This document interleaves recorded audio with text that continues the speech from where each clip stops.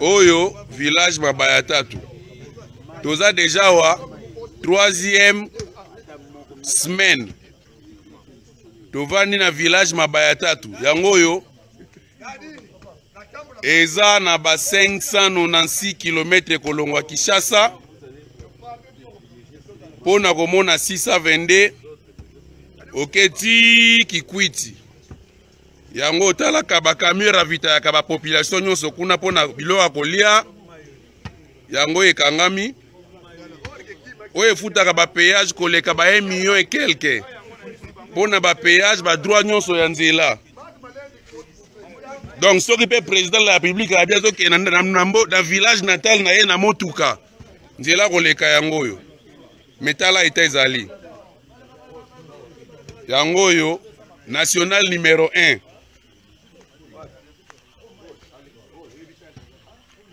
Mutuko je salin semaine na ndambu. Ekangami na kati. So otali liboso boye. O babisa ba passager. Yango obisa ba passager. So otali koto camion à charge. Ndenge telemi. So yesu koto yo. Camion ezana o bino bata français bobenga ka biloko ya première nécessité. Pour la population ya Chikapa bakasa nyonso. Yango ezawa donc population kuna so ezokufa nzala biloko oti Kinshasa yango ezawa. So tali koto ba OVD bango bakomba OVD bazobongisa nzela ba OVD bango l'État bango. Ba se prendre en charge des mouzano ba to se prendre en charge. Bazobongisa nzela. So potala na ngambu kuna o kuna nyonso mituka ekangami fe uti fe kende Kinshasa. So tali suna suka kotala conteneur rouge ezana marchandise pour la population ya Kasai. Yango nyonso so tali o siko libulu oyo eyate ko batimola ki basala piscine be batimola ki basala eta bambisi batu bali a rien eza eta route. Donc awa depuis toza tomoni ata chef à localité te ata député Kingandi te ata soki directeur de cabinet adjoint te po o pe province o yango province ya directeur de cabinet intérimaire à chef de l'État province ne yango ya Kwilu na fingi nanga mutute botala ba image bino moko eza na village Mabaya Tatu na village Mabaya Tatu après po yaza mona Kikwiti directeur de cabinet intérimaire à chef de l'État aza mutu Kikwiti province yango ya Kwilu soki ya lobi ke nazwa jeep na province nangana ke na province chef de l'État kolekawa mais depuis tozawa tomoni ata mutute ata chef de riz ata nani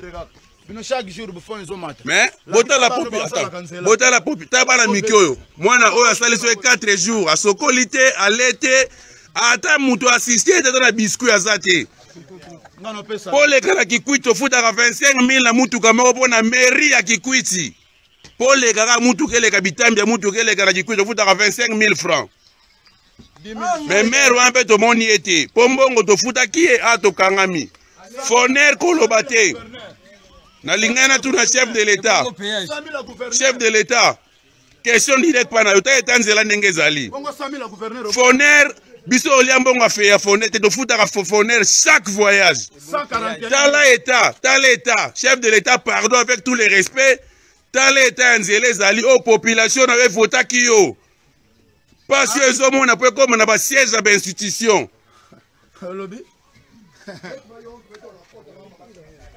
c'est trop photo loba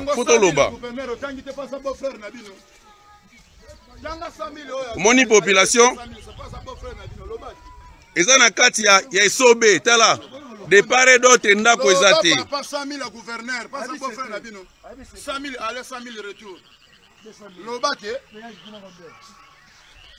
omoni do ndako ezate awa po somba ta biscuit ya 100 francs fozo moto futi 5,000 francs oke somba biscuit ya 200 francs tala mituka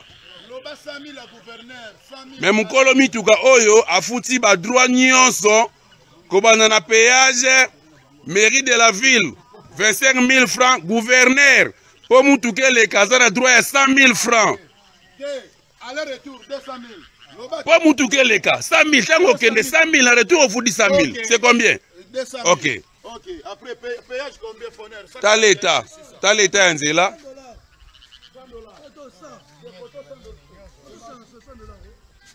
Papa Molière d'après si yo image oyo soko kolekisa yango ntango nyonso koza vrai congolais ndeko Eliezer village natal na yo nzela yango oyo ndeko Eliezer soki mpe ozwi image oyo tokosepela makasi tomona yango seke bozo considere bato baza koto oyo tala mituka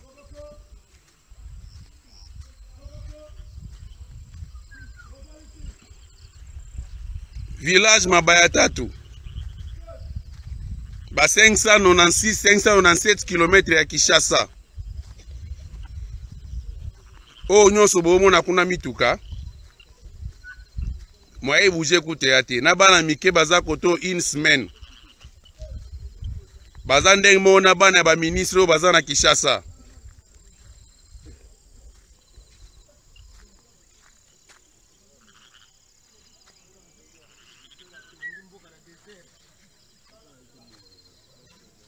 donc awa tama ya komela batu baozwa kantine ya kosokola atie libanda mbula ebeti azuma ya komela meli mais assistance ata eloko moko ni mutu même chef de riz ministre provincial gouverneur directeur de cabinet surtout province na yo surtout directeur de cabinet c'est pour nos province na yo moins de 100 km à Kikwiti etanzela yango tolakisi bino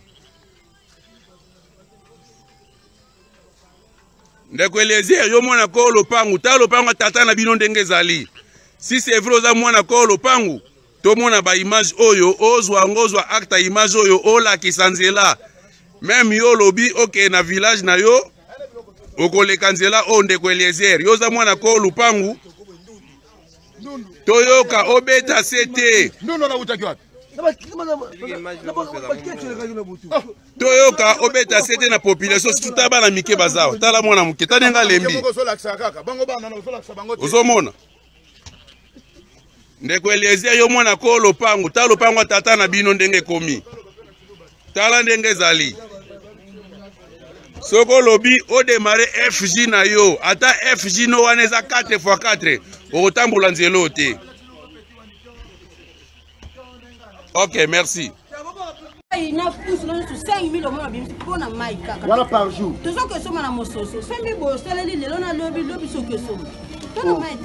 Mais si on s'en bien ici, après le sous 5 000.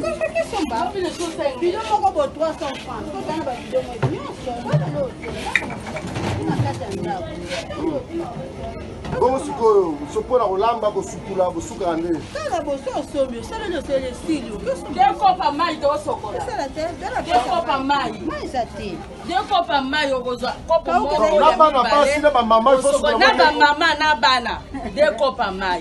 Donc, on a clarté, on a ni ndenge wana. Hein? Vraiment, ça c'est ma base de Kalamou. Vous êtes en train de suivre toutes les déclarations possibles sur la réalité. Il y a Maï. Tu vois, c'est ça la réalité. Donc il n'y a plus d'eau, ça fait un bon bout de temps. Je crois que vous êtes en train de recueillir des témoignages par-ci, par-là. Donc nous demandons au chef de l'État de pouvoir vraiment bien ouvrir l'œil sur la situation de régie des eaux. Ça, ce n'est que l'échantillon de la ville de Kinshasa. Ça, ce n'est que l'échantillon de la commune de Kalamou. Si on était dans un quartier, vous allez dire que non, on a pris seulement ce quartier-là. Vous-même, vous êtes là. Je suis là avec Arthur 30, je suis là avec d'autres chaînes de télé, je suis là avec Top Congo. Vous êtes là en train de suivre vous-même. On en a marre avec l'administration de la régie des eaux. Le chef de l'État doit agir, On nous a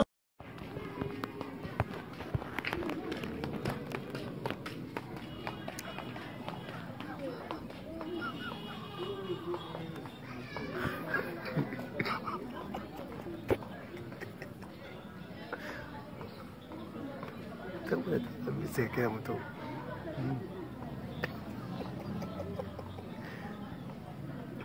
Tá, passo Zé. Uau. Uma que tomou que lengue.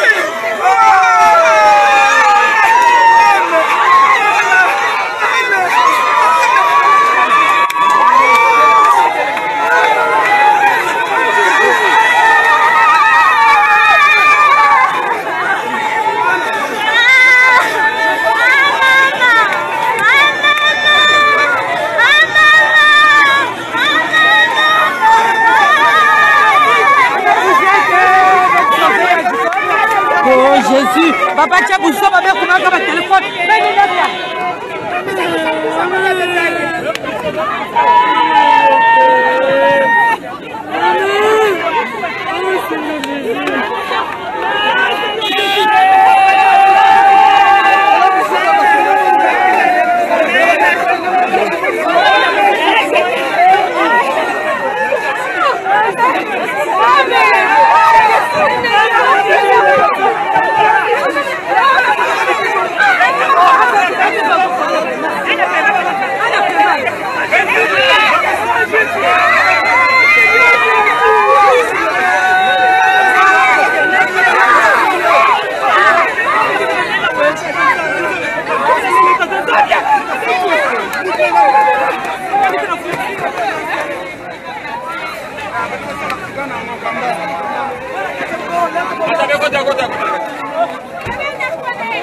Non, viens là. À côté. Oh, où là?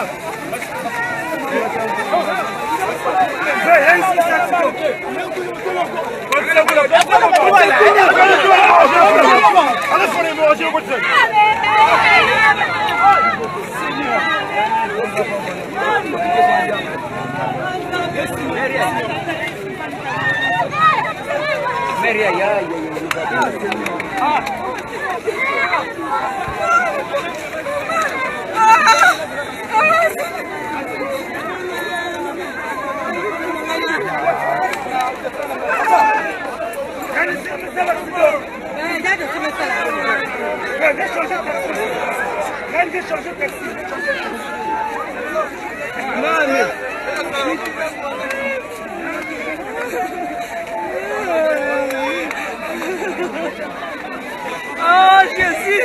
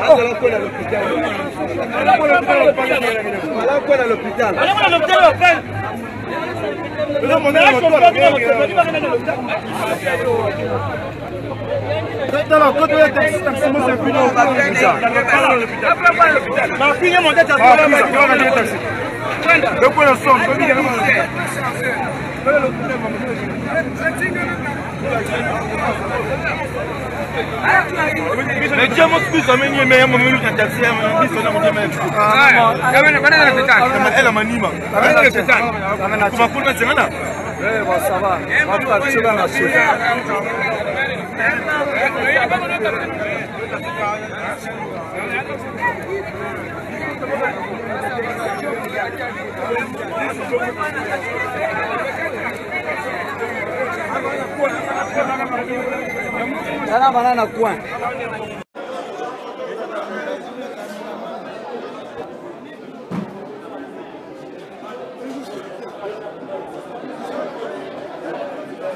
Depuis le mois d'avril jusqu'au jour d'aujourd'hui, on a compté 17 cas d'une manière un peu séparée. Il y a du temps, il y a un mois, il y a deux, il y a un mois encore 3, jusqu'à ça on a compté 17. Mais ce qui m'a inquiété, c'est le jour d'aujourd'hui qu'on a compté 2 décès à la fois, qui est lié à la sous-alimentation.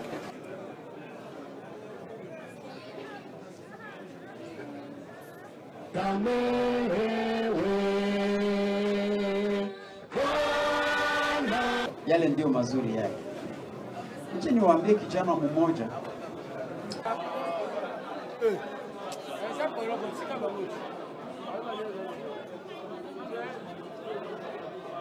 Tozo vivre bien te, tolia kate, kola la mabe, kisi zola kate, tozo mela tumela potopoto, delu ta potopoto, tozo mona mutumoko tozo mela delu ta potopoto. Tozo lo so lo leza bomengo.